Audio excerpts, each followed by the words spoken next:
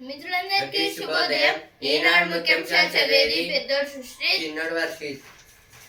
బారాసాకు ప్రతిపక్ష హోదా కూడా దక్కనీయం. అయితే నిన్న మన సీఎం రేవంత్ రెడ్డి గారైతే ఒక మీటింగ్ లో అయితే ఇలా అంటున్నారు, 100% వచ్చేది బారాసా సర్కారే. అయితే కేసీఆర్ గారు కూడా అయితే నిన్న ఒక మీటింగ్ అయితే కండక్ట్ చేస్తారు, దాని గురించి అయితే ఇచ్చారు. చర్చలపై హైడ్రామా నేడు జరుగుతాయో లేదో తెలియని సందిగ్ధత. అయితే ఈరోజు ఒక మీటింగ్ అయితే ఉంది పాకిస్తాన్ లో, కానీ అయితే ఆ మీటింగ్ జరుగుతుందో జరగదో అని అయితే ఇచ్చారు.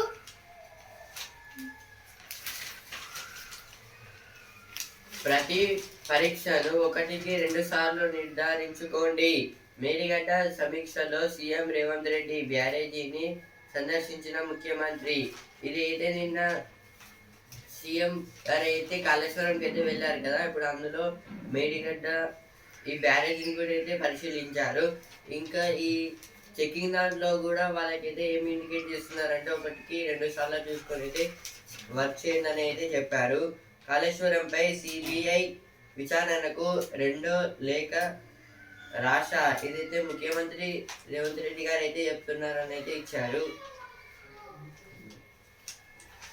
1వ నెంబర్ కుర్రాలు అయితే ఇక్కడ ఫస్ట్ వచ్చిన అయితే జేఈ రిజల్ట్స్ అయితే నిన్నైతే వచ్చాయి. దాంట్లో ఫస్ట్ ప్లేస్ అయితే ఏపీ నుంచి అయితే వచ్చాయనైతే ఇచ్చారు. నిధుల పక్కదారికి గంట కట్టారు. ఇప్పుడు ఎడిటోరియల్ పేజ్, అమెరికా యుద్ధోన్మాదం, మిత్ర రాజ్యాలకు ప్రాణ సంకటం. ఇజ్రాయిల్తో కలిసి ఇరాన్పై యుద్ధానికి దిగిన అమెరికా శాంతి చర్చలకు కూర్చుంది, కానీ అవి పెద్దగా ఫలితాలను ఇవ్వలేదు. తాజాగా మరోసారి చర్చలకు ప్రయత్నాలు సాగుతున్నాయి. ఈసారైనా అవి ఒక కొలిక్కి రావాలని, శాంతి నెలకొనాలని ప్రపంచ దేశానికి ఆశిస్తున్నాయి.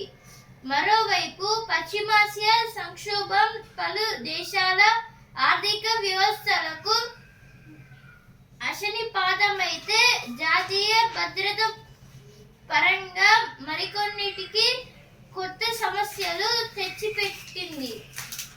అయితే ఆర్టికల్ దేని గురించి అంటే ఇక్కడ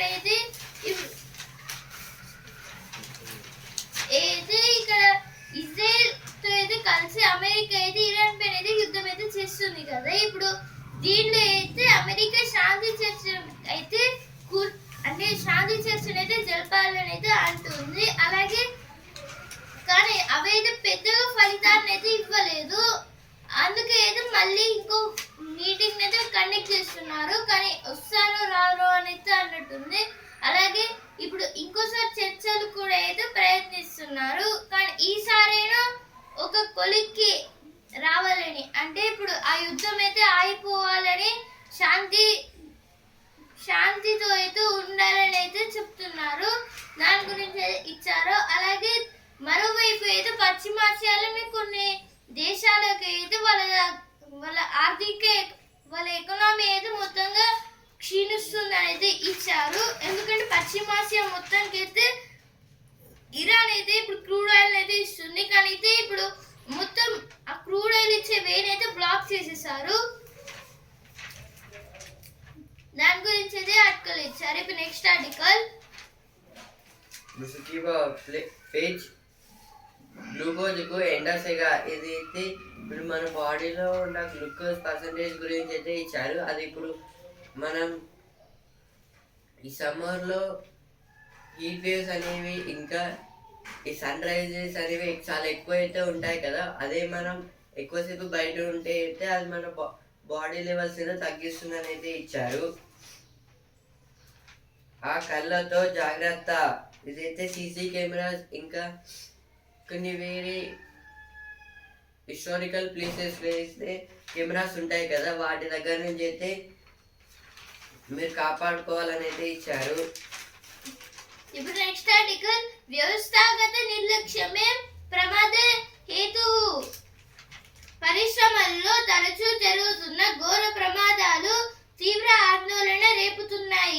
యాజమాన్యాలు నిబంధనలను కుదిరేస్తూ కార్మికుల ప్రాణాలతో చెలగాటం ఆడుతున్నాయి.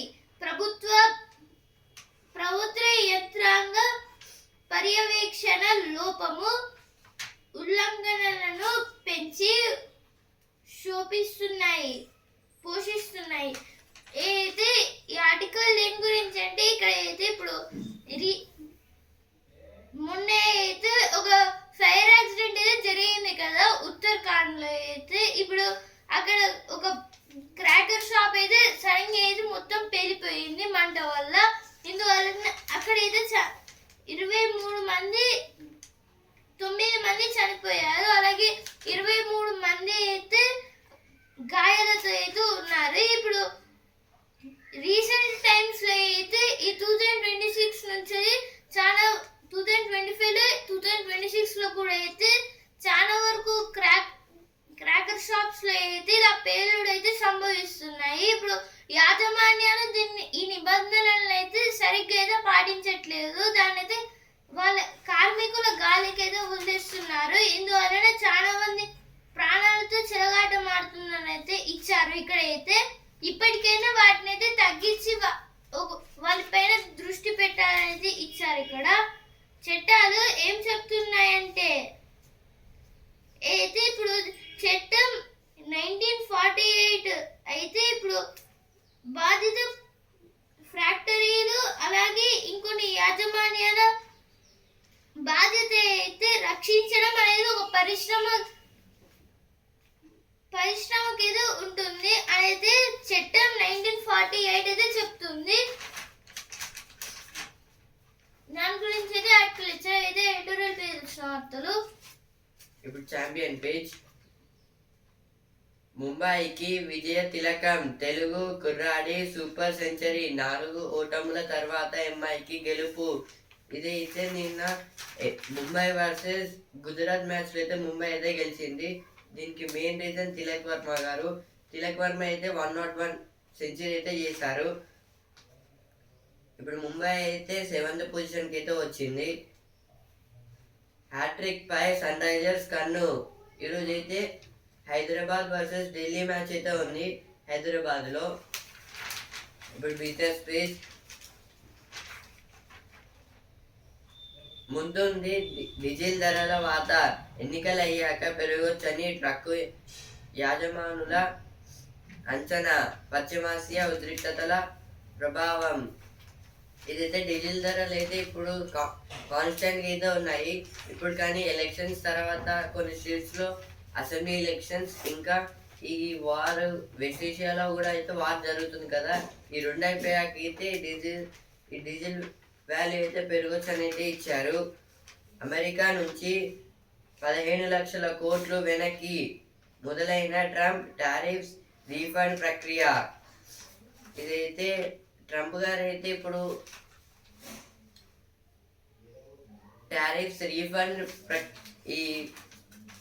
స్టార్ట్ చేశారు స్వల్ప లాభాలతో. సరే ఇదైతే సెన్సెక్స్ ఇంకా నిఫ్టీకి అయితే లాభాలతో వచ్చాయి. సెన్సెక్స్ అయితే 27 పాయింట్స్ పెరిగి 78,520 పాయింట్స్ దగ్గర ట్రేడింగ్ ఎండ్ అయింది. నిఫ్టీ అయితే 11 పాయింట్స్ పెరిగి 24,365 పాయింట్స్ దగ్గర ట్రేడింగ్ ఎండ్ అయింది. మళ్ళీ ఈరోజు పెరగచ్చు లేదా తగ్గచ్చు. వేడి రాత్రులతో వేగేది ఎలా ఏది ఇప్పుడు ఎండలు అయితే బాగా కొడుతున్నాయైతే ఇచ్చారు. ఇక్కడ అయితే ఉత్పత్తి వినియోగం వెరీ గుడ్. అయితే ఇక్కడ అయితే కొన్ని ఉత్పత్తులు వినియోగ గురించి అయితే ఇచ్చారు. ఇప్పుడు గుడ్ రేట్లు. వసుంధర పేజ్. సాధ్వి ఓ ఆల్రౌండర్. ఇదైతే నిన్న సాధ్వి గారు అయితే మిస్ ఇండియా అవార్డు అయితే గెలుచుకున్నారు కదా. ఈ మిస్ ఇండియా నీళ్ళు పార్టిసిపేట్ చేయకుండానే ఇంకా వేరే జాబ్స్ కూడా అయితే చేస్తుంది. వాటి గురించి అయితే ఇచ్చారు. ఇప్పుడు సినిమా పేజ్. కొత్త చిత్రానికి శ్రీకారం. ఇదైతే విజయ్ దేవరకొండ గారి మూవీ గురించి అయితే ఇచ్చారు. నీతి ఆయోగ్ దివ్య భారత్. ఏదైతే దివ్య భారత్ అనే ఒక ప్రాజెక్ట్ అయితే ఇప్పుడు నీతి ఆయోగ్ అయితే చేస్తుంది అని అయితే ఇచ్చారు. ఏదైతే మన తెలంగాణ టూరిజం కి సంబంధించింది. ఈనాడు ముఖ్యాంశాలు ఇంతవరకే. రేపటి ముఖ్యాంశాలతో మళ్ళీ కలుద్దాం. ధన్యవాదాలు.